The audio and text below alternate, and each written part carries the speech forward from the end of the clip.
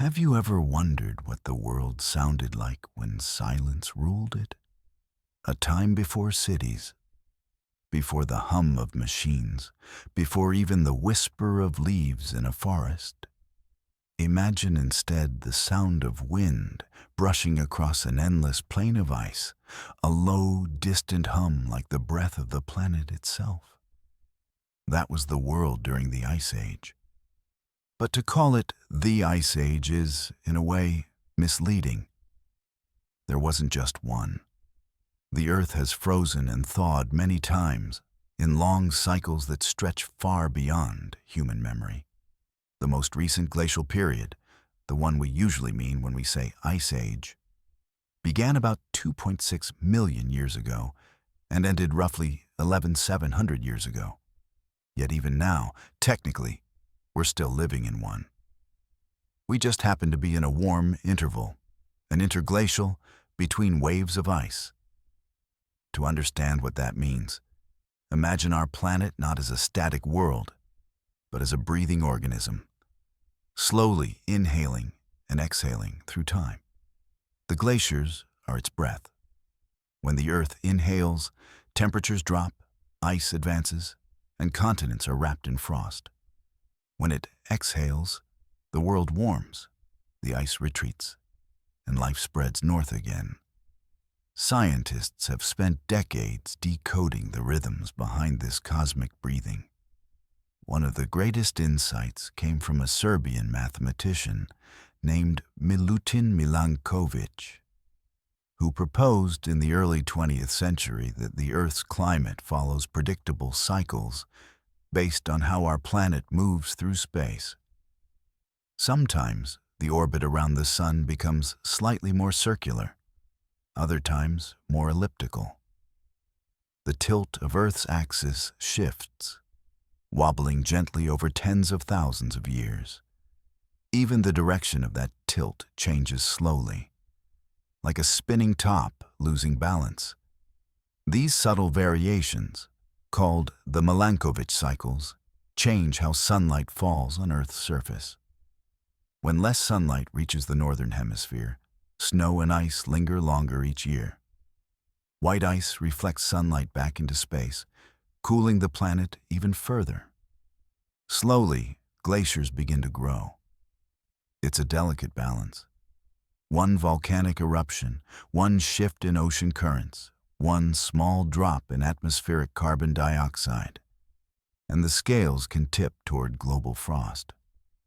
During the height of the last ice age, glaciers covered roughly 1/3 of the land surface of the planet. North America was buried under the Laurentide ice sheet, a frozen mass so thick it crushed mountains flat and carved out the Great Lakes as it moved. In Europe, ice reached as far south as Germany and northern France.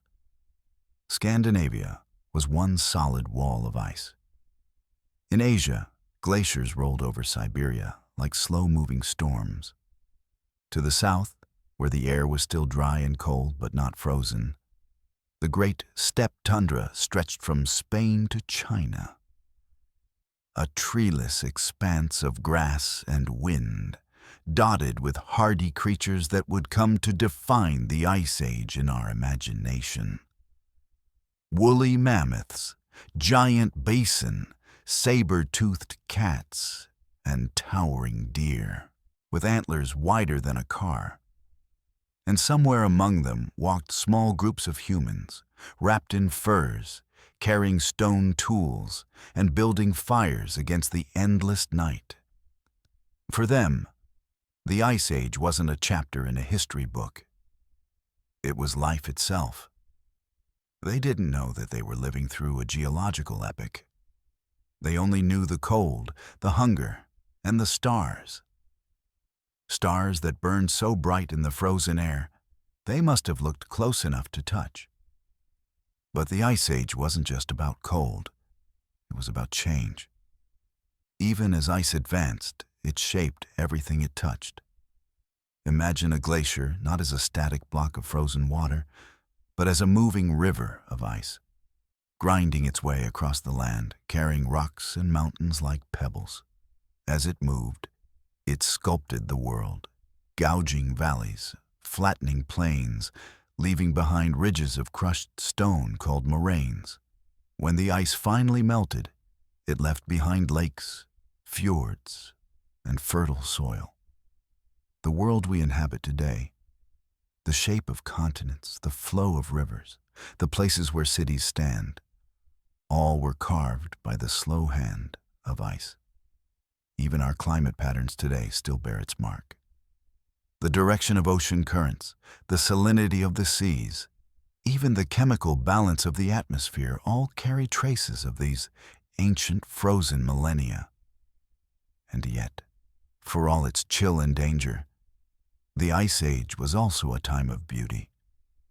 Under the auroras that danced across the sky, the land glittered like glass. Herds of reindeer crossed moonlit plains. The mammoths, shaggy and solemn, moved in quiet lines, their breath steaming in the night air. Predators watched from the shadows.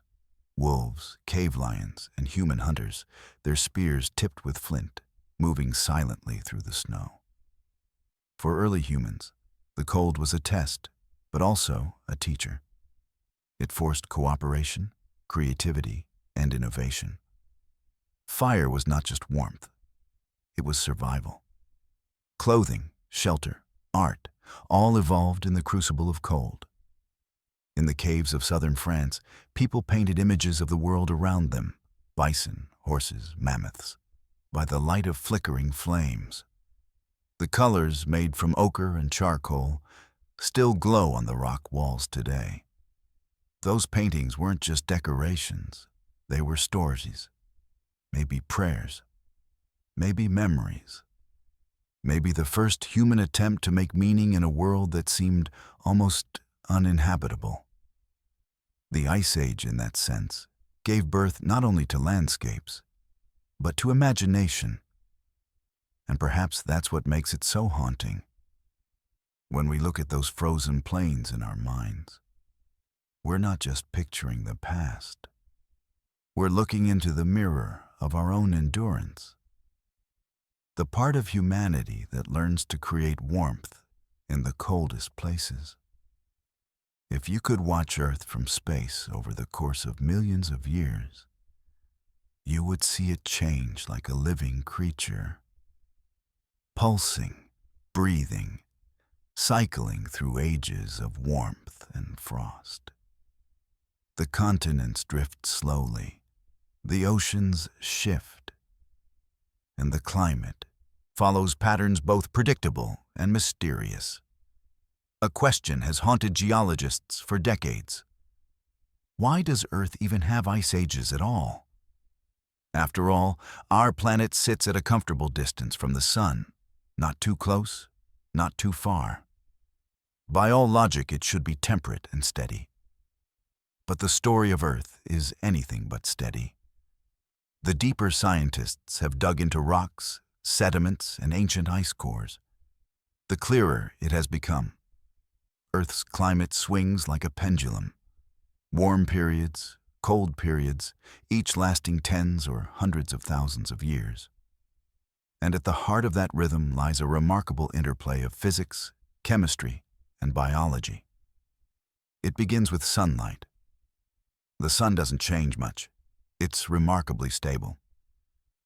But the way Earth receives sunlight does. Our orbit wobbles slightly, tilts gently, and elongates over long time scales. When the northern hemisphere tilts away, its winters grow longer and summers cooler. Snow begins to linger through the summer months, forming permanent ice at high latitudes. That snow reflects sunlight, bouncing energy back into space instead of absorbing it. The planet cools just a little more, allowing more snow to survive the next year. Slowly, an unstoppable feedback loop begins. Cold creates ice, and ice creates cold. But the orbit alone isn't enough. Other factors join in: volcanoes, oceans, and even tiny organisms living in the sea. When volcanoes erupt, they send ash and sulfur into the atmosphere, which blocks sunlight and cools the Earth temporarily. But they also release carbon dioxide, CO2, a greenhouse gas that traps heat. So depending on how active Earth's volcanoes are, they can either nudge the planet toward ice or toward warmth. Meanwhile, the oceans act as the great lungs of the planet, inhaling and exhaling carbon dioxide. Cold water absorbs more CO2. Warm water releases it. During colder periods, the oceans lock away carbon, amplifying the chill. During warm spells, they breathe it out, feeding the atmosphere and reversing the cycle. And then there are the tiny, invisible players, plankton. These microscopic organisms drift in the ocean's sunlit layers, taking in carbon dioxide and releasing oxygen, just like forests do on land. When they die, their shells and bodies sink to the seafloor, carrying that carbon with them. Over millions of years, this process, known as the biological pump, has quietly shaped the planet's climate.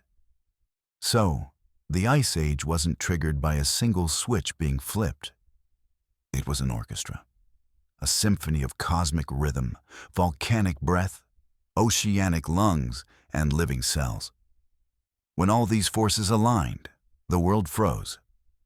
At the peak of the last glacial maximum, around 20,000 years ago, average global temperatures were about 9 to 10 degrees Fahrenheit colder than today. That might not sound like much, but it was enough to bury a third of the planet under sheets of ice up to 3 kilometers thick. Think about that for a moment. Ice taller than mountains, heavy enough to crush bedrock, spread across continents. The sea level dropped more than 100 meters, enough to expose vast new lands. You could have walked from what is now France to England, from Siberia to Alaska, across what scientists call the Bering Land Bridge. Those new landscapes allowed animals and humans to migrate, shaping the genetic and cultural map of the world we know today. The ancestors of Native Americans, for instance, are thought to have crossed from Asia to North America during one of these low sea level periods, following herds of mammoth and bison. But this icy world wasn't static. Glaciers move, slowly, steadily, but with unimaginable power.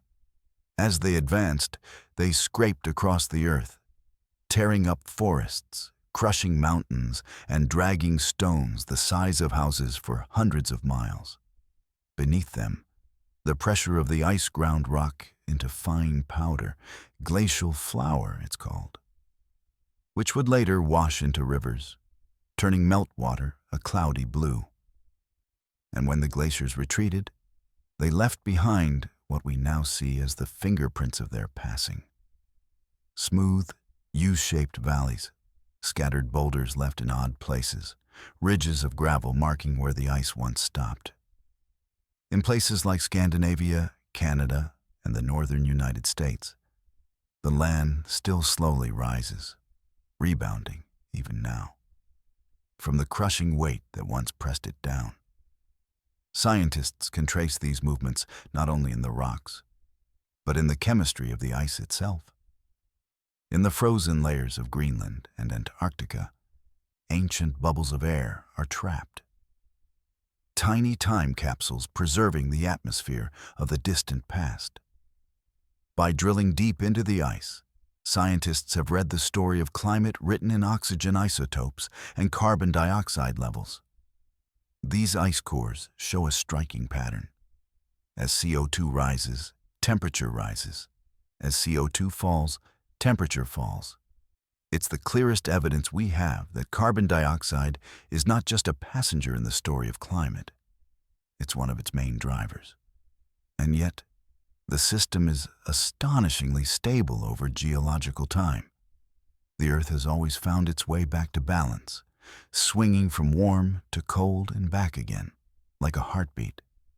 The ice ages come and go, But life persists. Even during the coldest epochs, the oceans never froze entirely. Pockets of open water near the equator teemed with life: plankton, fish, corals. On land, hardy species survived in ice-free refuges, adapting to new extremes. The mammoth steppe stretched across Eurasia and North America, one of the richest ecosystems in Earth's history, sustained by dry winds and sparse grass. It's humbling to realize that our own species is the child of these cycles. Without the Ice Age, we might never have existed. The pressures of cold forced our ancestors to innovate, to control fire, build shelters, craft tools, and cooperate more deeply than ever before. Those who adapted survived. Those who didn't vanished. So, when we talk about the Ice Age, we're not just talking about glaciers. We're talking about the crucible that shaped what it means to be human. A time when survival depended on ingenuity, compassion, and the ability to imagine a future beyond the frost. And maybe that's what makes the Ice Age such a haunting mirror of our own world today. Because while our ancestors watched the glaciers advance, we now watch them retreat. The cycles continue, but this time, we are part of the cause. Still, the lesson remains. The Earth is resilient, but it is never static. It shifts, it breathes, it transforms. And every trace of ice, every valley carved by a glacier, is a reminder that change, even when it feels eternal, is always moving. Picture it. The world between 50,000 and 20,000 years ago. A place of wind and ice, of endless tundras stretching across the horizon. The sun sits low in the sky, casting long shadows across plains of frozen grass. The air is cold, dry, and filled with a faint scent of snow and smoke. Here, among the chill, life thrived. We call it the age of megafauna, from the Greek for large animals. Mammoths, woolly rhinoceroses, mastodons, steppe bison, giant deer, and predators so fearsome and elegant, they seem sculpted from myth. Saber-toothed cats, cave lions, dire wolves. The woolly mammoth was perhaps the most iconic of them all. Standing nearly 4 meters tall and weighing up to 6 tons, it was both powerful and gentle. A relative of today's elephant, but built for endurance. Its coat of shaggy hair could reach 1 meter in length. Beneath that, layers of fat insulated it against the cold. Even its ears were small to conserve heat, and its blood contained special proteins that allowed oxygen to flow efficiently at freezing temperatures. When scientists examined the preserved remains of mammoths found frozen in Siberian permafrost, they discovered the incredible detail of this adaptation. Even red blood cells intact, as if time had paused mid-breath. The mammoth's DNA has since been sequenced, and some researchers have even speculated, controversially, about resurrecting the species through genetic engineering. But perhaps it's better to let them remain where they belong, in the ancient imagination, still walking across the tundra of our collective memory. Beside them roamed the woolly rhinoceros, covered in a thick pelt with 2 long horns curving forward like scythes. These creatures grazed the frozen grasslands of Europe and Asia, feeding on the sparse vegetation that could survive in such extreme cold. Their fossils, found from France to Siberia, show signs of wear. They likely scraped snow away with their horns to reach the ground beneath. And then, the giant deer, sometimes called Megaloceros giganteus, the great elk. Its antlers could span over 3 meters, a crown of bone weighing up to 40 kilograms. It may have used them not just in combat or display, but as a form of communication, a visual signal across the open steppe. Even in extinction, it remains one of the most graceful testaments to life's extravagance in the face of hardship. But for every herbivore, there was a hunter. The Ice Age was a time of intense competition, not out of cruelty, but necessity. Food was scarce, and survival demanded precision. The saber-toothed cat, Smilodon fatalis, was built for ambush rather than chase. With canines as long as a human hand, it could deliver a single, deadly bite to the neck of its prey. Its jaws were not made for chewing. Others would finish the meal once the kill was done. In the shadows of caves, the cave lion lurked, larger than modern lions, muscular and thick-furred, often depicted in ancient paintings. The evidence suggests they hunted cooperatively, like modern lions do, and perhaps even competed with humans for shelter. And among them all was another predator, smaller, more fragile, but far more cunning: us. Homo sapiens, the modern human, shared the Ice Age world with Neanderthals and Denisovans, other branches of the human family. They were not primitive rivals, but close relatives, capable of art, music, and care. Fossil evidence shows that Neanderthals nursed their sick and buried their dead with flowers and tools. Still, when climates shifted and resources dwindled, small advantages made the difference between survival and extinction. Modern humans had lighter bodies, more efficient hunting tools, and, perhaps most importantly, the ability to form large, complex social networks. They could share information, divide labor, and cooperate across distances. The archaeological record paints a vivid picture of how they lived.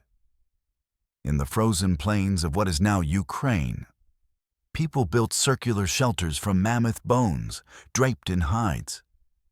Inside, they made fire pits, tools, and beads from ivory. They decorated their clothing with patterns, perhaps to mark identity or belonging, the beginnings of culture, even fashion. Every object tells a story of adaptation. Fire was both weapon and warmth. Flint tools were sharpened to surgical precision. Spears were balanced to fly straight.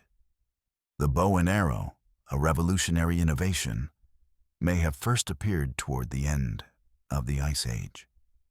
Even art evolved into utility. Some carvings may have doubled as calendars or teaching aids, an early attempt to measure the cycles of the moon, the migration of animals, or the changing of seasons. And there was music too. In a cave in southern Germany, archaeologists found flutes carved from the bones of birds and the tusks of mammoths, more than 35,000 years old. The people who made them were no longer merely surviving. They were expressing, singing perhaps, around the fire, the sound echoing through the frozen air like a heartbeat of humanity itself. It's moving to imagine them. Families huddled together, listening to stories of the hunt, of the spirits of the sky, of ancestors and dreams.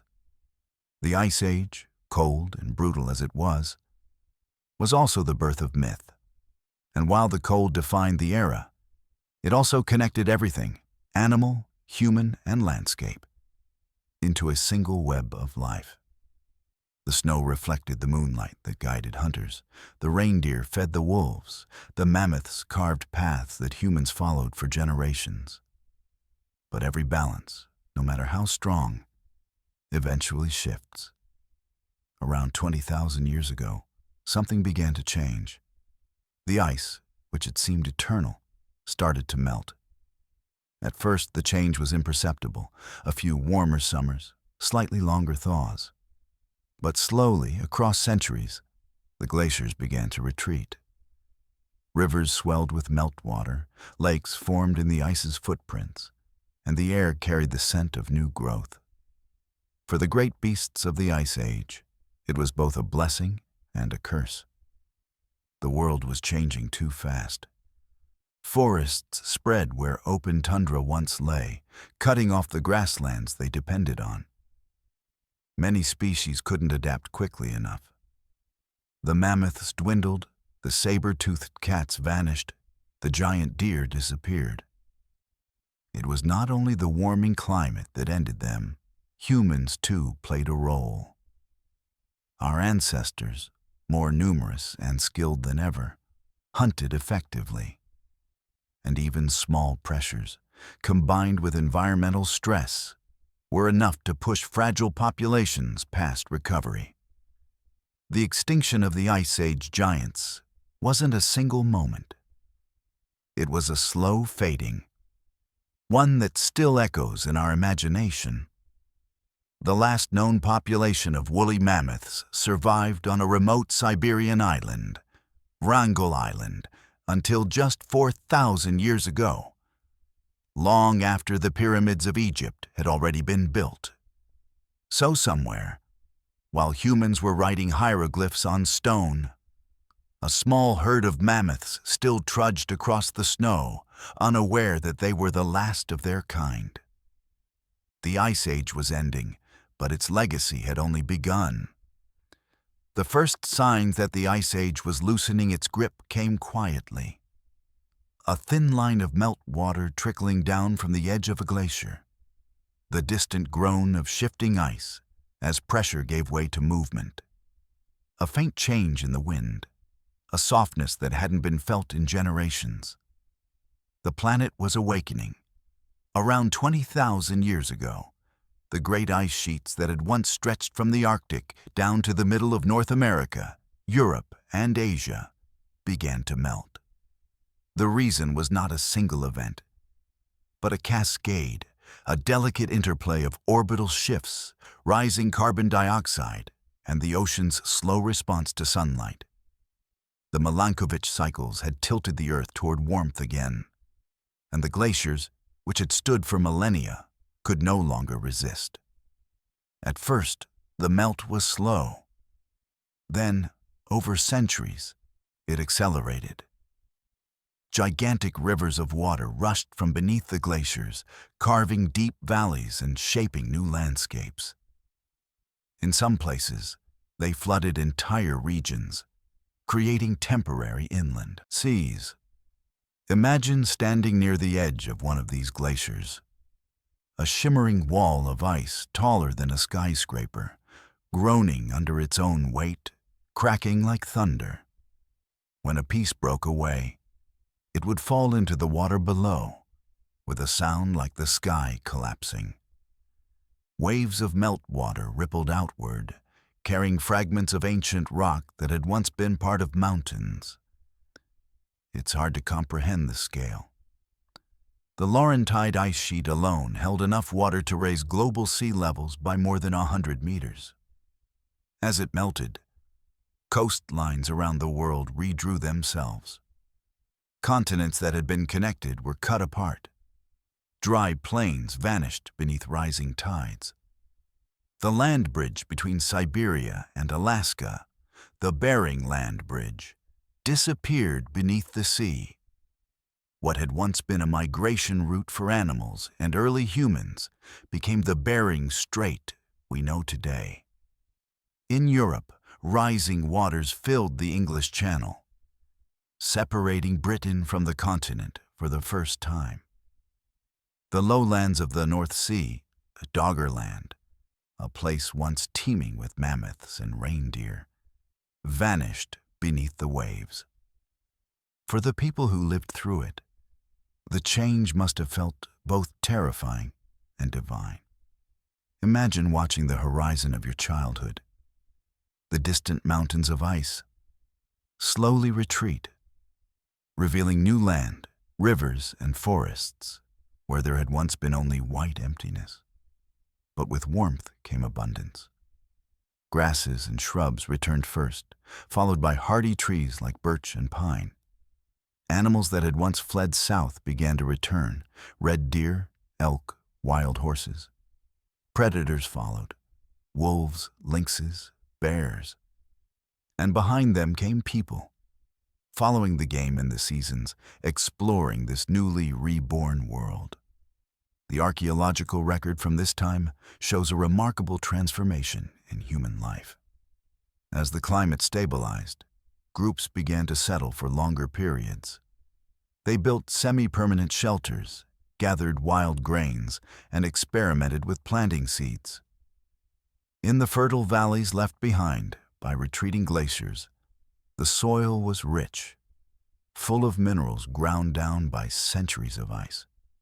These lands would one day become the cradles of agriculture. But for now, they were wild, rich, unpredictable, and still haunted by the memory of frost. Scientists can see this great thaw recorded in the layers of ice in Greenland and Antarctica, like pages in a frozen diary. Within those layers are tiny air bubbles, time capsules of Earth's ancient atmosphere. When researchers measure the carbon dioxide trapped inside, they can read the planet's temperature history with astonishing accuracy. Around 11,700 years ago, CO2 levels began to rise sharply, and with them, global temperatures. That date marks the official end of the Pleistocene, the geological epoch of the Ice Age, and the beginning of the Holocene, the warm interglacial we still live in today. But the transition was not smooth. The Earth, like any living system, shuddered as it changed. At one point, roughly 12,900 years ago, just as the planet seemed to be warming steadily, it suddenly plunged back into cold. This event, called the Younger Dryas, was like the Ice Age's last breath, a sudden 1,000-year return to freezing temperatures. Scientists believe it may have been triggered by the collapse of the North American ice sheets. As they melted, vast torrents of fresh water flooded into the North Atlantic, disrupting ocean currents that carry heat around the globe. The result was a rapid cooling, almost overnight in geological terms. Temperatures dropped by as much as 10 degrees Celsius in a single century. For the people living through it, it must have felt like the gods themselves had changed their minds. One generation would have seen rivers flow freely, while the next saw them freeze again. And yet, when the Younger Dryas finally ended, the planet surged into warmth once more, this time for good. Forests spread across Europe, Asia, and North America. Tundra gave way to grasslands and meadows. In the Middle East, the wild ancestors of wheat and barley began to flourish in the warmer climate. Human groups who had once roamed with the mammoths began to stay in one place. They built homes from clay and reed. They tamed dogs to help with hunting. They learned, perhaps for the first time, the rhythm of seasons not as danger, but as opportunity. The retreat of the ice was not the end of something. It was a rebirth. The rivers that flowed from the melting glaciers became the great arteries of civilization. The Nile, the Tigris, the Danube, the Rhine. Along their banks, people would later build the first villages, the first farms, and eventually, the first cities. In a way, you could say that every field of grain, every loaf of bread, every city skyline is an echo of the melting of the Ice Age. Without that thaw, humanity might never have found the stability needed for agriculture, language, and culture to bloom. But the ice never truly leaves. Even now, remnants of that frozen past remain. In the glaciers of Greenland, the snows of Antarctica, the frozen tundra of Siberia. And locked within that ice are the memories of the planet. Bubbles of ancient air, trapped for hundreds of thousands of years, whispering the story of how the world once froze and then learned to thaw.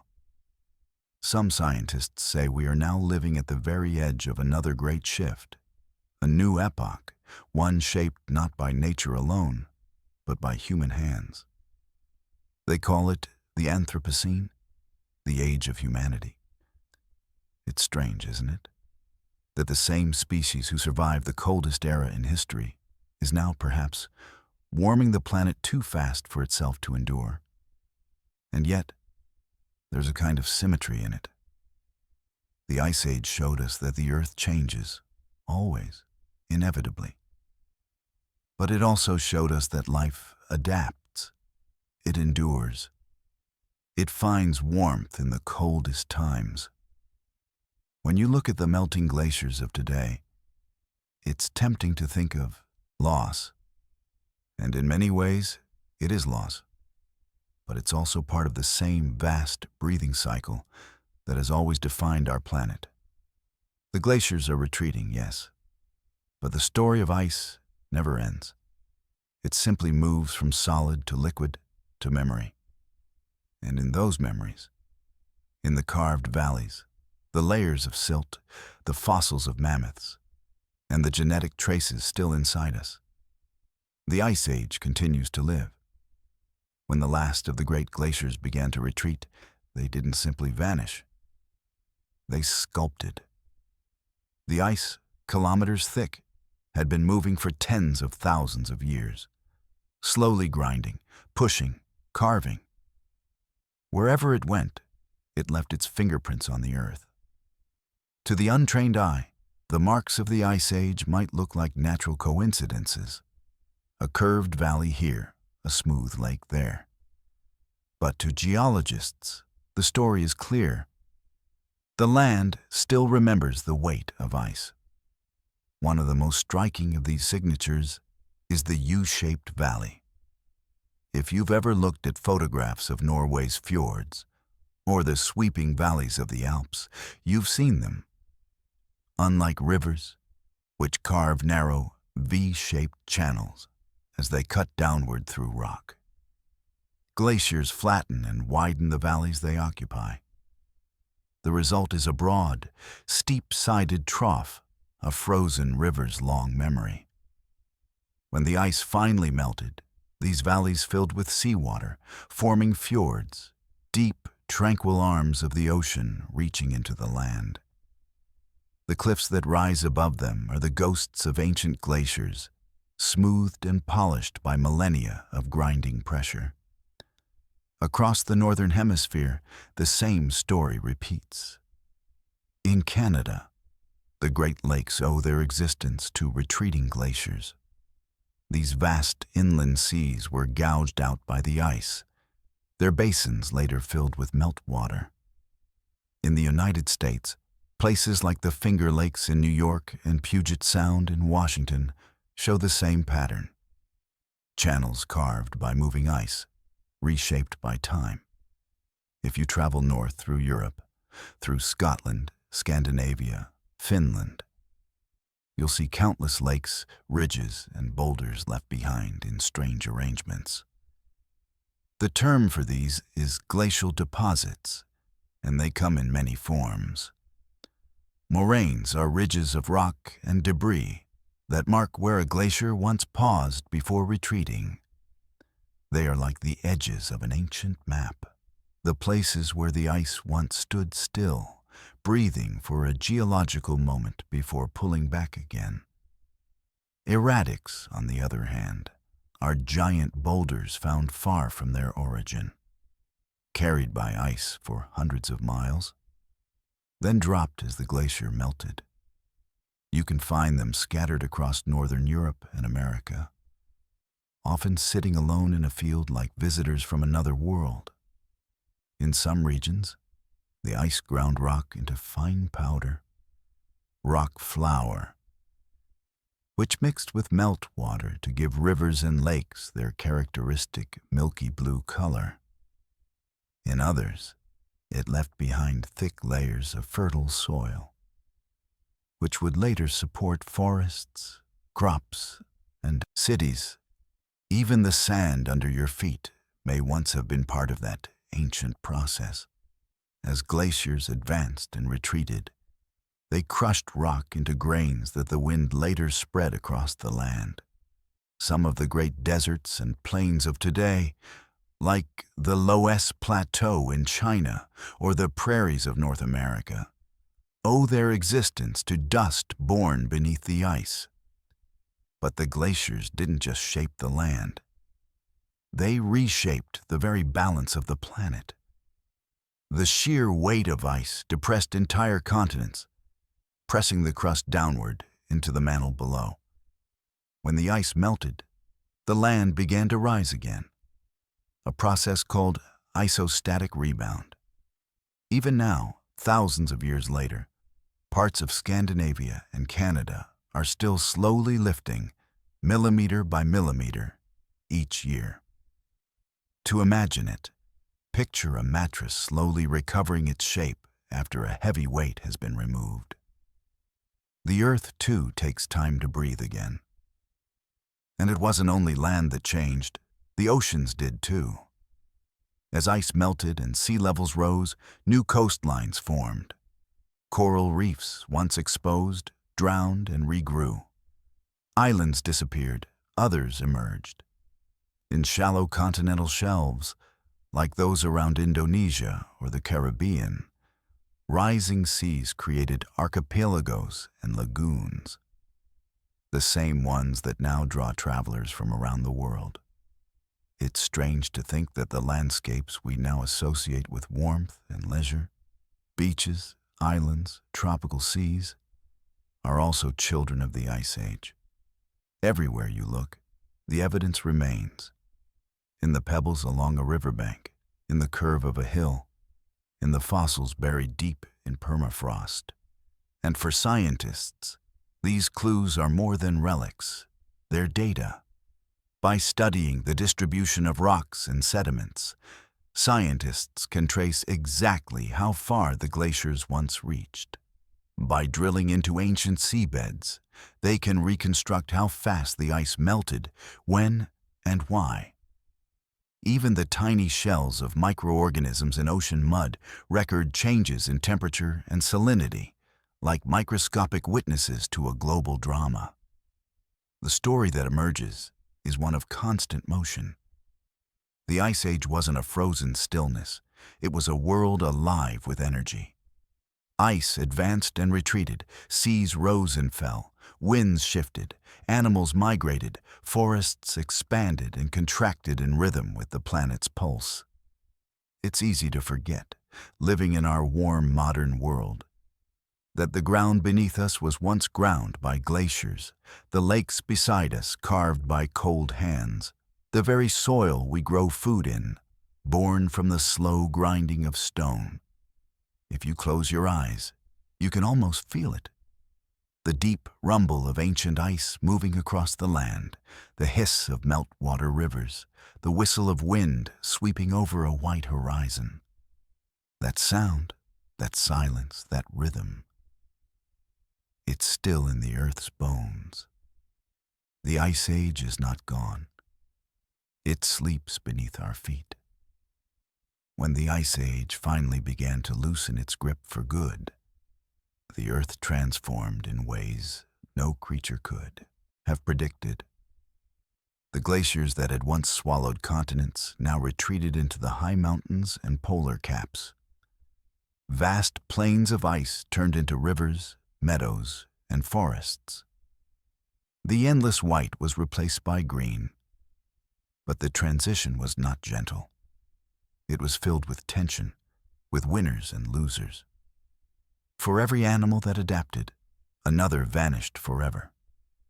The great mammoths, saber-toothed cats, and giant ground sloths that had once ruled the land began to disappear.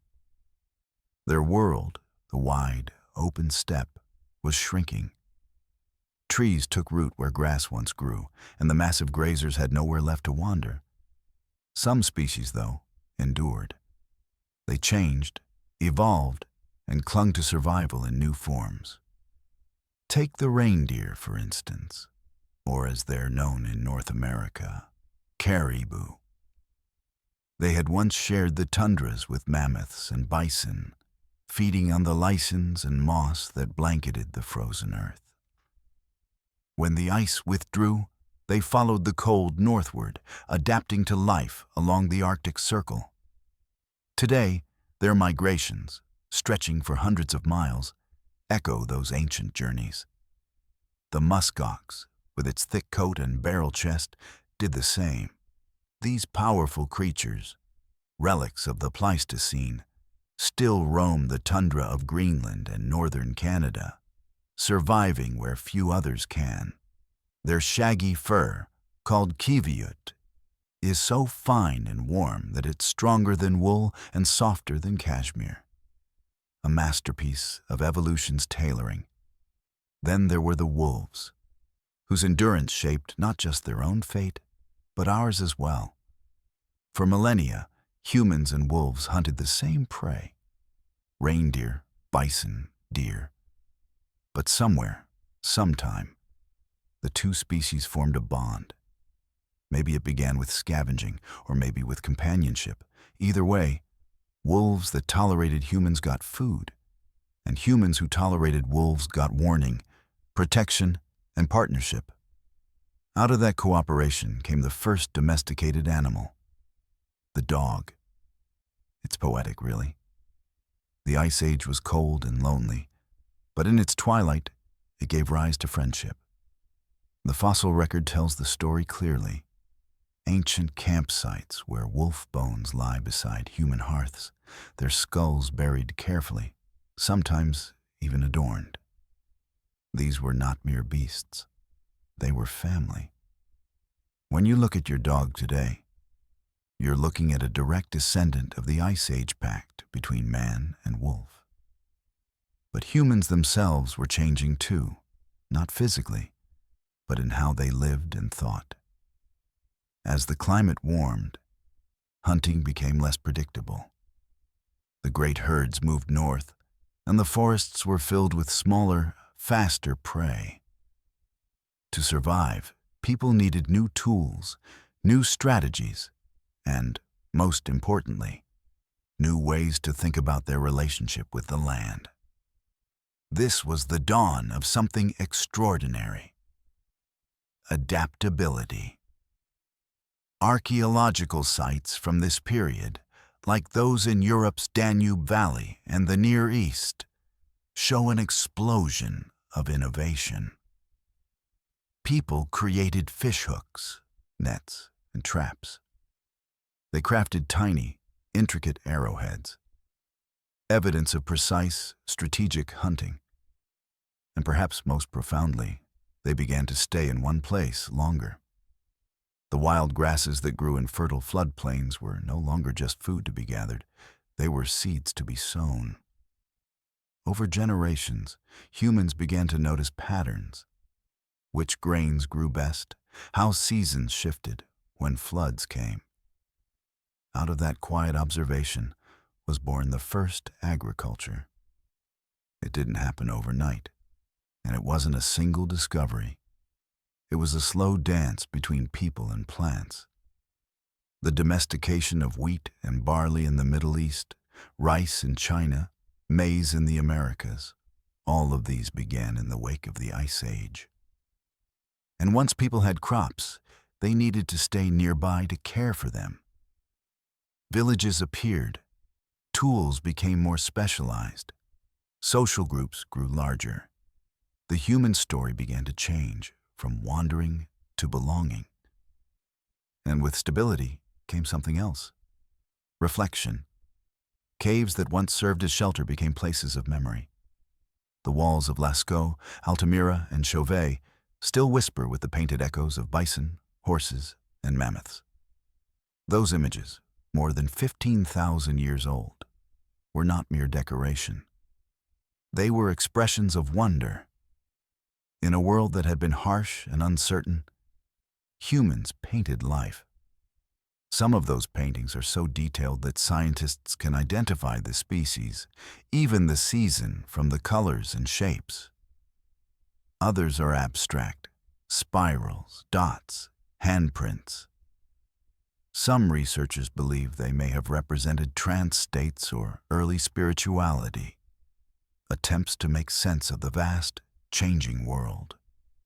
In a way, art became the warmest response to the coldest era. The end of the Ice Age also reshaped human culture in a more subtle way. It made us think about time. Before, the seasons were cycles of survival, hunt, rest, endure. But now, with crops and settlements, people began to measure. The phases of the moon, the movement of stars, the flow of rivers, these became calendars, stories, and eventually myths. And perhaps deep down, humanity's need to measure time came from the memory of the glaciers themselves. Those slow-moving, unstoppable forces that taught us patience. As forests expanded, so did biodiversity. The new world filled with life, deer, boar, foxes, birds, fish. The rewilding of the planet after the ice was not a quiet return. It was an explosion. Ecosystems rebuilt themselves in layers. Where glaciers had scraped bare rock, mosses and lichens came first. Then grasses, then shrubs, then trees. Each generation of plants prepared the soil for the next. Scientists today call this process ecological succession, the Earth's natural way of healing after disturbance. And the end of the Ice Age was perhaps the greatest act of succession in history. By studying pollen trapped in ancient sediments, researchers can reconstruct the spread of these forests in astonishing detail. In just a few thousand years, tundra turned to woodland, woodland to forest, and forest to thriving habitats teeming with life. But the warmth also brought challenges. Wherever there is abundance, there is also competition. Human populations grew, and with them, conflict and cooperation. New technologies like pottery, weaving, and trade networks began to shape not just survival, but society. And through it all, the memory of the cold persisted, a quiet ancestral awareness of what it means to endure. Even today, that memory lingers. The human love of fire, the instinct to gather together in warmth, the deep comfort of shelter in winter, all of it is written into our biology. We are creatures shaped by frost. The Ice Age ended, but it didn't vanish from us. It lives in our genes, in our art, in our instincts. It taught us resilience, creativity, empathy, and the ability to imagine warmth even in the coldest of times. Without the Ice Age, there might have been no civilization, no art, no fire shared between friends. The cold didn't just test us, it made us human. If you were to look at a map of the world from space, you could still trace the scars of the Ice Age. The great frozen sheets are gone, but their fingerprints remain everywhere, in the shape of continents, in the flow of rivers, even in the patterns of life itself. The fjords of Norway, the Great Lakes of North America, the wide valleys of Patagonia, all are relics of moving ice. Each was carved not by a human hand, but by time and pressure, by glaciers that advanced and retreated in slow, rhythmic waves. But the most fascinating relic of all might be invisible: the climate itself. Our weather, our winds, our rainfall, they are the descendants of an ancient balance struck during the Ice Age. The distribution of oceans and continents, the temperature difference between poles and equator, the composition of the atmosphere, all shaped by that long, frozen past. Scientists studying deep ocean sediments and ice cores have discovered that the Earth's climate has always moved in cycles. Every 100,000 years or so, ice expands, then retreats. These cycles are driven by small changes in Earth's orbit and tilt, the Milankovitch cycles we mentioned before. but also by feedback loops in the climate system itself. When ice grows, it reflects sunlight, cooling the planet further. When it melts, it exposes darker ground and ocean, which absorb more heat. The Earth, in other words, breathes in long, slow rhythms of ice and thaw. We just happen to be living in one of the warm breaths. This current interglacial period, the Holocene, has lasted around 11,700 years. In that brief window, every human civilization has risen, flourished, and fallen. Every field ever plowed, every city ever built, every story ever told. All of it has happened in the blink of a geological eye, during one unusually mild pause in a long cycle of cold. And that brings us to something deeply humbling. The Ice Age wasn't an interruption in Earth's normal state. It was the normal state. Warm periods like ours are rare, fleeting intervals, calm moments in an otherwise frozen world. If our planet were to return to its long-term rhythm, glaciers would once again begin their slow march southward over centuries and millennia. The seas would fall, forests would shrink, and the cycle would begin anew. Of course, now there is a new variable: us. In just a few centuries, humans have altered the atmosphere more than natural processes would have in tens of thousands of years. The same gases, carbon dioxide and methane, that once ended the last ice age are now being released again, but this time by our own hands. The Earth, ever responsive, is warming. The remaining glaciers are retreating at a rate unseen in millions of years. The Arctic ice sheet thins. Ancient permafrost, once locked away since mammoths roamed the tundra, is beginning to thaw, releasing more carbon back into the air. It is, in a sense, the Ice Age's final echo, and its warning. When scientists study past ice ages, they're not just reading history. They're reading prophecy. The same processes that ended one age of cold can end another of balance. The lesson isn't despair, it's awareness. The planet has always changed, but for the first time, one species holds the power to guide that change.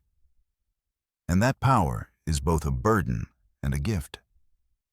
The Ice Age taught us resilience, the art of surviving extremes. It taught us community, the need to share warmth and food when the nights grew endless. It taught us curiosity, how to read the tracks of animals, the shape of the moon, the whisper of snow. Those lessons are still within us, whether we realize it or not. Even our myths remember. Think of the flood stories told in ancient cultures, tales of rising waters that swept away the world. They may have roots in the real flooding of the Ice Age melt, when coastlines vanished and the seas rose to swallow entire lands. The human mind carries history longer than stone. And yet, in that loss, there was always rebirth.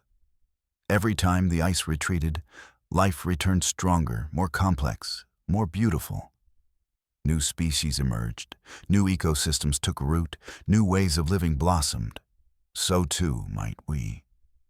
The next time you walk through a valley, look closely at its shape.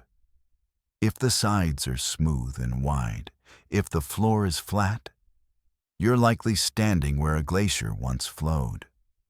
The next time you touch a pebble polished smooth by a river, remember that it may have been broken from a mountain by the hand of ice thousands of years ago. The next time you breathe cold winter air, know that the rhythm of your lungs mirrors the rhythm of the earth. Expansion and contraction, cold and warmth, sleep and awakening. We are the children of that rhythm. Our minds, our myths, our movements, all shaped by the push and pull of temperature and time. And Though we live in houses now instead of caves, though we light our fires with electricity instead of stone, the instinct is the same. When the night grows cold, we gather close, we tell stories, and we imagine the light returning. Perhaps that's the true legacy of the Ice Age, not the ice itself, but the hope it left behind. Hope that warmth always follows cold, that no winter lasts forever, that even in the hardest seasons, life finds a way to keep going. And so, while the glaciers have melted, their memory remains, not just in mountains and rivers, but in us, in the patience we inherit, in the quiet endurance that lets us adapt, rebuild, and love, despite the cold. The Ice Age was not a frozen silence. It was a lesson, a reminder that even the earth has its seasons, and that we too are part of that great breathing cycle. The next time you look up at a snowy peak, or feel frost on your window, or walk across a field carved by ancient ice, remember, you are walking across time. Every step you take rests on the story of survival written by the planet itself. And the earth, like you, keeps going. Between the 14th and 19th centuries, long after the great glaciers had vanished from most of the earth, the world cooled again, not into a full ice age, but enough to leave its mark on history, art, and memory. We call it the Little Ice Age. It wasn't one moment, but a span of centuries. A subtle but relentless chill that crept across the northern hemisphere. Rivers that had never frozen before turned to ice. Crops failed. Winters lengthened. And human civilization, which had flourished under centuries of mild warmth, found itself suddenly reminded of the planet's ancient temperament. No one living at the time understood it, of course. The idea of climate, as we know it, didn't exist yet. To a farmer in medieval Europe, it simply felt as though the heavens had shifted. Summers were short and wet. Winters came early and stayed late. The Thames River in London froze so solid that people held winter fairs on it. Entire markets, complete with tents, bonfires, and even ice skating performers. Paintings from that era show delicate figures moving across frozen rivers under pale gray skies. In the Netherlands, artists like Hendrik Averkamp immortalized those winters. Children playing on frozen canals, towns covered in snow, windmills standing silent. Those paintings are more than art. They are data, visual records of climate from centuries before modern measurement began. But the Little Ice Age wasn't just a European story. In China, historical records describe harsh winters and shifting monsoon patterns. In North America, early European settlers wrote of snow so deep it swallowed fences and forests alike. Even in the Andes and Himalayas, glaciers advanced once more, creeping down valleys that had been ice-free for millennia. So what caused it? Modern science points to a combination of factors. A delicate dance between solar cycles, volcanic eruptions, and feedback within Earth's atmosphere. During this time, sunspot activity, a marker of the sun's magnetic energy, dropped significantly. The period known as the Maunder Minimum, from 1645 to 1715, saw fewer sunspots than any other in recorded history. Less solar radiation meant cooler global temperatures. At the same time, several major volcanic eruptions, including Mount Tambora and Mount Huaynaputina, spewed vast clouds of ash and sulfur into the stratosphere. These particles reflected sunlight away from Earth, amplifying the chill. The effect wasn't uniform. Some regions cooled dramatically, others only slightly. But taken together, the planet's average temperature fell by about 1 degree Celsius. enough to reshape human life. The consequences were profound. Shorter growing seasons meant famine. Historical records tell of food shortages, of desperate migrations, of people turning to superstition to explain the cold. In parts of Europe, the fear of witches, women supposedly able to summon storms and frost, reached its peak during this time. And yet, as always, humanity adapted. People developed new crops more resistant to cold. Rye, oats, and potatoes became staples in regions where wheat once failed. Architecture evolved too. Homes were built tighter, hearths larger.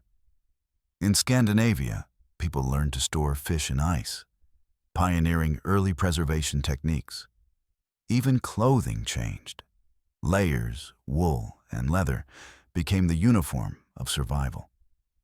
It's humbling to think that so much of our cultural identity, our winter traditions, our cuisine, even our art, was shaped by a few degrees of temperature. But the Little Ice Age also gave rise to something less tangible: awareness. For the first time, humanity began to notice that the world itself changes. The old assumption that the seasons were eternally stable began to falter. Diaries, harvest records, and ship logs all captured evidence of a planet in flux. In a sense, this was the dawn of climate science. Centuries before we had satellites or thermometers, humans had already begun to wonder why the Earth could shift from warmth to cold. And perhaps, in the long arc of history, the Little Ice Age served as a quiet rehearsal for the questions we face now. The Earth breathes, and we breathe with it. The Little Ice Age reminds us that our planet is not a static backdrop, but a living, changing system, one that can cool, warm, and transform over spans of centuries. It's a gentle echo of the great glaciations that once covered the world, and a reminder that even civilization itself exists only within the margins of climate's grace. But even as the world warmed again and the rivers thawed, one truth remained. The story of the Ice Age isn't only written in ice and stone. It's written in us, in our bodies, our genes, and our imaginations. The next part of our journey explores how the Ice Age shaped not just the Earth, but human beings themselves, our evolution, our migrations, and our minds. Long before history began, before writing, before cities, there was ice. And in the shadow of that ice, we were born. The species we call Homo sapiens, the wise human, emerged roughly 300,000 years ago in Africa. But the version of us that would one day paint caves, cross oceans, and build civilizations took shape in the crucible of the Ice Age. The climate of that era wasn't just cold, it was unpredictable. Periods of intense freezing alternated with brief, unstable warmth. Forests turned to tundra, then back again. To survive meant to adapt, not just physically, but mentally. That's one of the great lessons of human evolution. It's not strength that makes a species endure, but flexibility. For our ancestors, this flexibility was both biological and behavioral. Take the body, for example. Populations living in colder regions, such as Ice Age Europe, developed compact builds, shorter limbs, broader chests, and thicker torsos, all of which helped conserve heat. In warmer regions, humans remained taller and leaner, allowing heat to dissipate more easily. You can still see these ancient patterns in modern populations, a quiet genetic echo of glacial winds. But while the body adapted to survive, the brain adapted to understand. To live through the Ice Age, you needed more than muscle. You needed memory, cooperation, and imagination. Imagine trying to find food in a frozen world where resources shift with every season. You'd have to remember where the herds migrated last year, when the rivers froze, where the edible roots hid beneath the snow. You'd have to communicate that knowledge to others, through speech, gesture, or even song. That exchange of information, that ability to teach and learn, was the foundation of what we now call culture. Anthropologists believe that language itself, complex symbolic language, may have fully blossomed during these glacial times. The evidence lies in the sophistication of tools, art, and social organization that emerged roughly 40,000 years ago. It's a beautiful irony that in the coldest age, the warmest thing on Earth was human connection.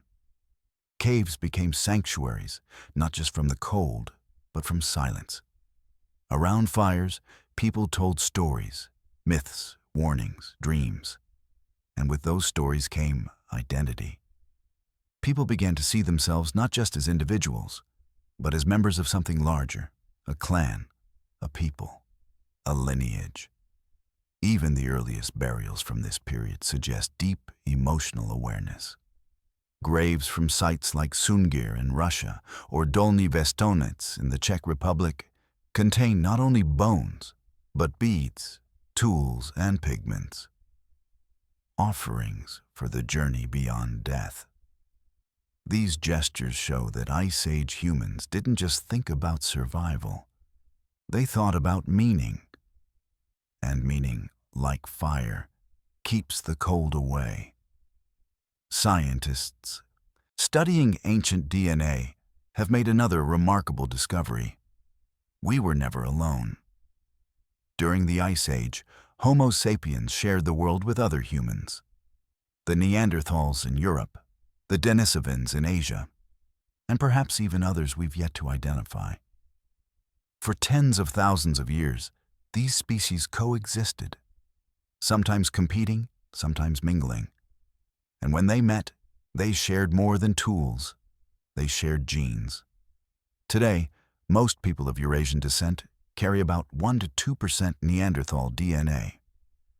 Some populations in Southeast Asia and Oceania carry Denisovan genes as well. These aren't relics. They're functional pieces of who we are. Some influence our immune systems, others our metabolism, even our ability to tolerate cold and high altitude. In other words, the Ice Age didn't just shape our world, it shaped us. Neanderthals, once seen as brutish and primitive, are now understood as intelligent, emotional beings. They made jewelry from shells, used pigments to paint their bodies, and cared for their injured. They even had the same FOXP2 gene associated with speech in modern humans, suggesting that they too had language, perhaps laughter, perhaps song. When their world grew harsher and smaller, they disappeared, but not entirely. A piece of them lives on in our blood. Every breath we take in cold air, every instinct to huddle for warmth, carries their memory. It's strange, isn't it? The Ice Age seems distant, frozen in time, and yet it's literally within us. Even our emotions bear its mark. Psychologists have noted that human beings find comfort in light, warmth, and color, the same things that would have meant safety to our ancestors in the dark, cold wilderness. Our fear of isolation, our love of gathering, our fascination with fire, all are ancient responses written into the architecture of the brain. Neuroscientists studying this link often refer to the limbic system, the network of brain regions tied to emotion and survival. The amygdala, hippocampus, and hypothalamus. These deep, primal structures evolved long before language, in a time when survival meant reading the environment with precision. A sudden chill in the wind, a faint shift in the light. To an Ice Age mind, those were signals of life and death. Today, Those instincts live on as subtler sensations, the way you feel comfort when wrapped in a blanket, or unease when the room grows too quiet. They are the echoes of ancestors who once listened for predators beneath the sound of the storm. And perhaps that's why, even now, many of us feel something sacred in winter. A strange mixture of melancholy and peace. It's not just seasonal, it's ancestral. The Ice Age, after all, was not just an environmental event. It was a psychological forge. It shaped our perception of time, beauty, and mortality. It made us storytellers, tool makers, and dreamers. It made us remember. Without the cold, we might never have learned to treasure warmth. Without the darkness, we might never have learned to seek light. That's the paradox of human evolution. Every hardship becomes a kind of wisdom. And the Ice Age, with all its frost and silence, was our greatest teacher. To understand where we are going, we must first understand how the Earth remembers. The Ice Age isn't something that ended. It's something that paused. Geologically speaking, our planet is still in an ice age right now. We're simply living in one of its rare, warm intermissions, a moment of breathing between long inhales of frost. The last great glacial period ended about 11,700 years ago. Since then, the Earth has enjoyed an unusually stable climate, a stability that made agriculture, cities, and civilization possible. But that stability is not guaranteed. Every natural cycle that has shaped our planet continues to tick quietly in the background.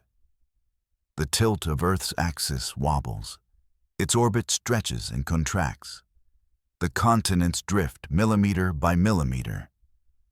The sun's energy fluctuates. Volcanic gases rise from deep within the crust. The oceans store heat, then release it in long, slow pulses that ripple through weather and life alike.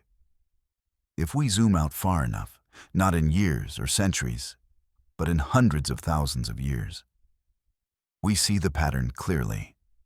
Ice advances, ice retreats. The Earth freezes, then blooms, then freezes again.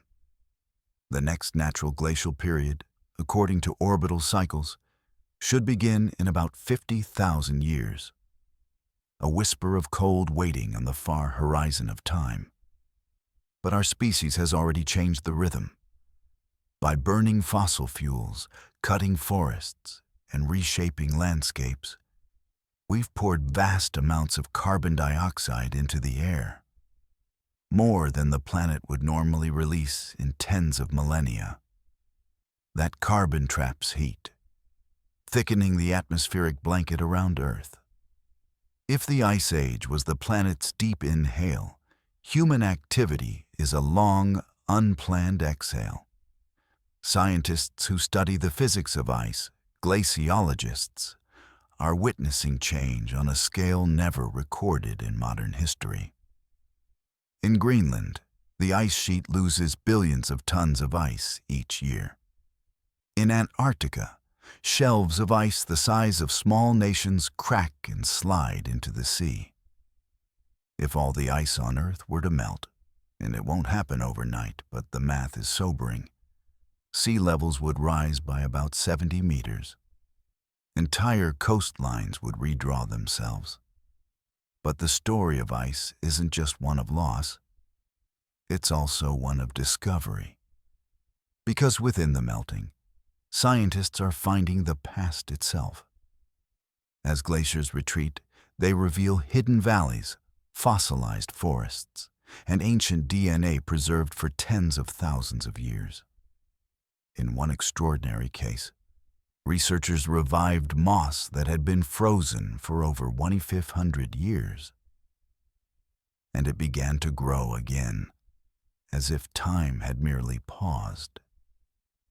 In another, they extracted genetic material from permafrost to to reconstruct entire ecosystems. Mammoths, bison, and tiny plants long vanished from sight.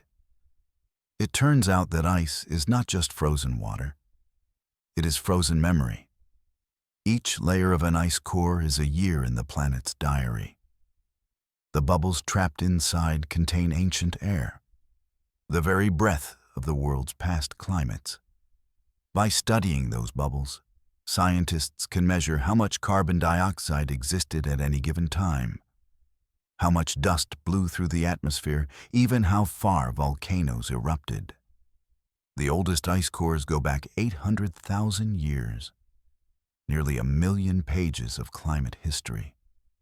And what they tell us is both beautiful and terrifying, that every rise and fall of temperature, every cycle of freezing and melting, follows a rhythm until now. The modern spike in greenhouse gases stands out like a shout in a library. The line on the graph doesn't curve gently upward, it shoots. It tells us that the future will not be the same kind of warm that the Earth has known before. But perhaps in this knowledge, there's also hope. Because the more we understand about the Ice Age, the more we understand what keeps a planet alive. The feedback loops that once froze the Earth can also stabilize it, if we learn to work with them instead of against them. For example, the vast forests of the world act as natural carbon sinks, drawing carbon dioxide out of the air, just as tundras and algae did at the end of the Ice Age. Oceans, too, play a role, absorbing heat and gas and slowly balancing the system. In that sense, the Earth is not just a passive victim of change. It's a living system with self-correcting tendencies. It breathes. It remembers. It adjusts. And we, small and restless as we are, have become part of that system's awareness, a kind of consciousness the planet grew to look back upon itself. The Ice Age gave us the gift of perspective. By freezing and thawing, it showed us that nothing, not even mountains, lasts forever, and that every end is the beginning of something new. That's why scientists often say, if you want to see the future, look to the past. When they model climate systems, predict sea levels, or estimate the stability of ocean currents, they use Ice Age data as a guide. Because everything we face, warming oceans, shifting winds, melting ice, has happened before. The difference now is that it's happening faster, in the blink of an evolutionary eye. Still, we're learning. Satellites track glaciers in real time. Deep sea probes measure oxygen levels. Supercomputers simulate ice sheet behavior. Every byte of data we collect brings us closer to understanding how delicate and how resilient this planet truly is. And that, perhaps, is the greatest legacy of the Ice Age.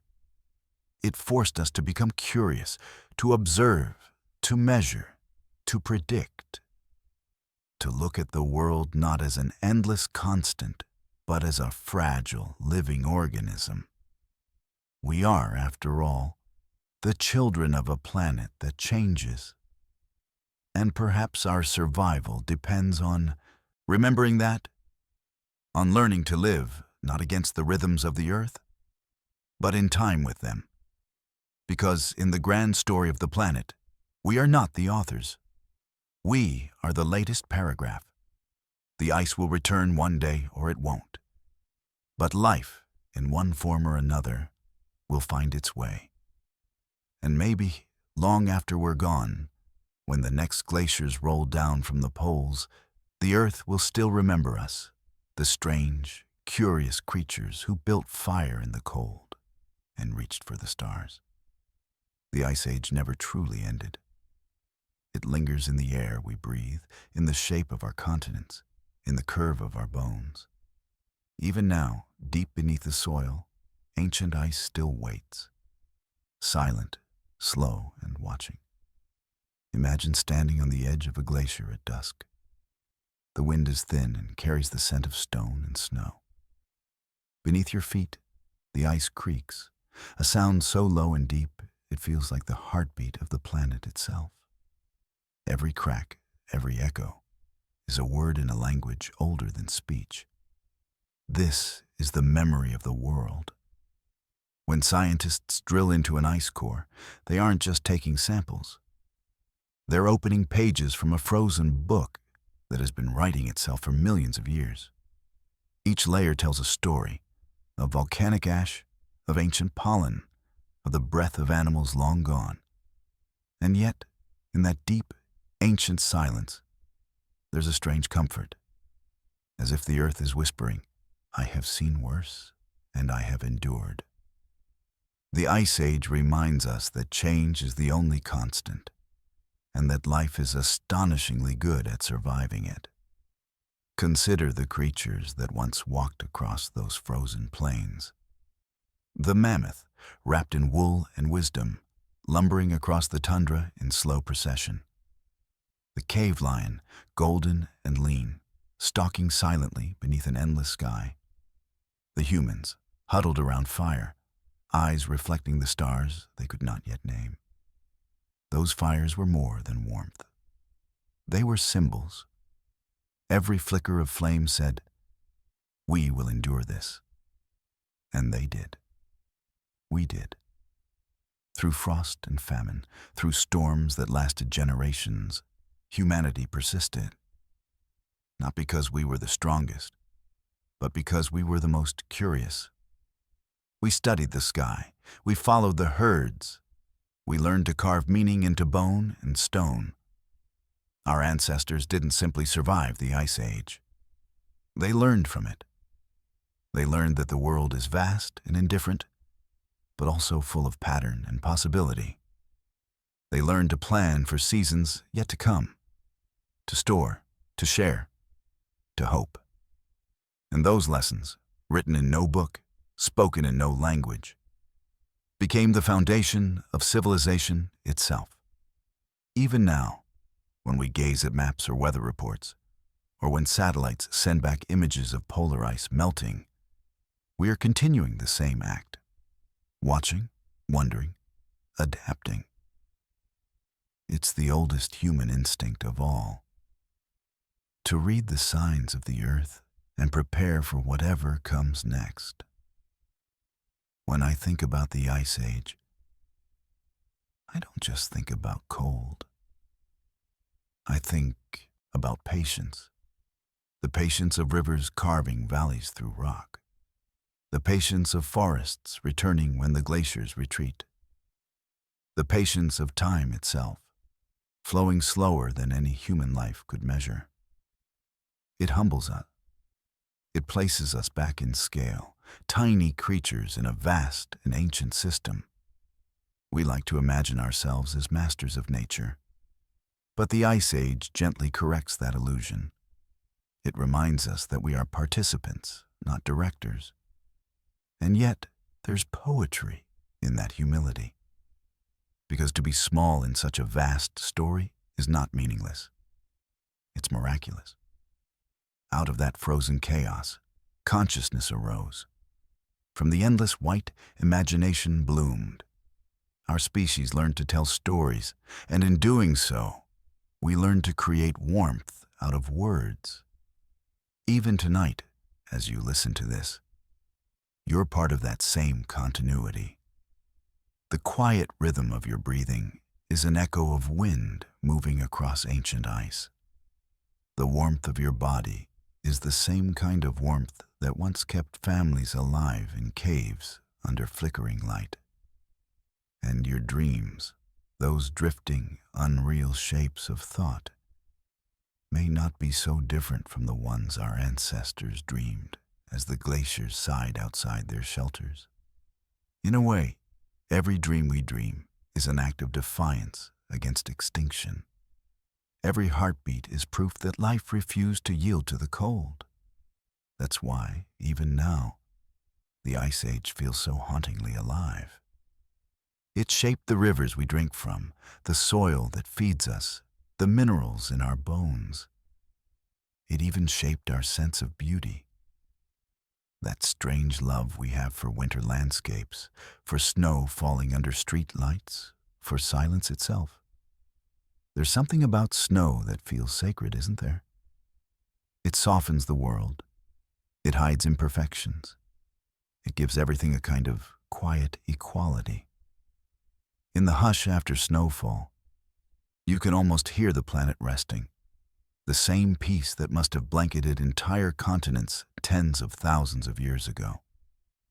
And when the thaw comes, when the ice melts and rivers roar back to life, it's as if the earth exhales. That rhythm, freeze and flow, sleep and waking, is not so different from our own.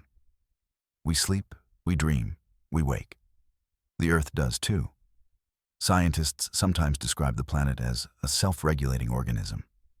The Gaia hypothesis. It's not mystical. It's a way of recognizing that every system, from ice caps to plankton, works together to balance life. And when one part changes, the rest responds.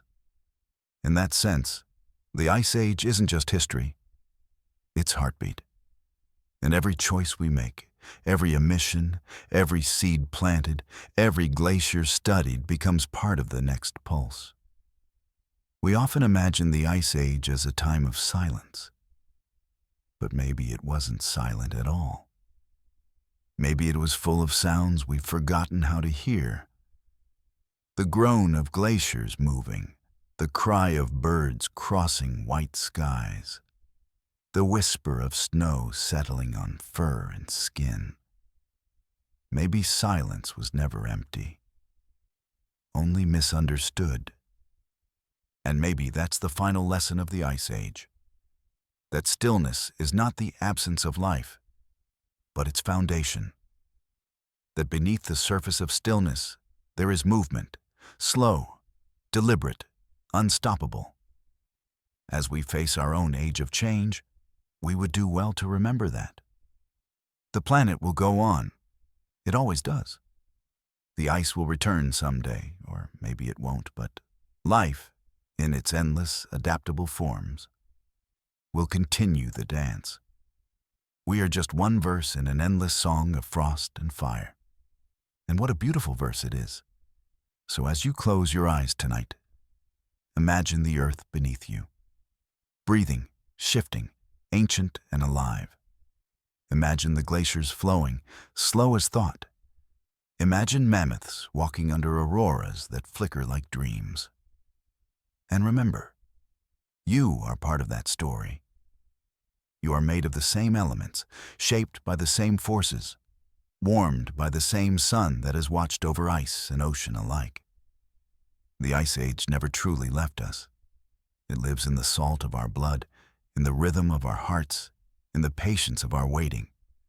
It lives in the way we find beauty in what is fleeting and courage in what is cold. So rest now, traveler of time. The long winter has passed, but the memory remains, vast, white, and filled with light.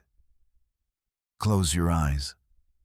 Listen to the quiet pulse of the planet, and let the world of ice drift slowly away, melting into dream. Good night.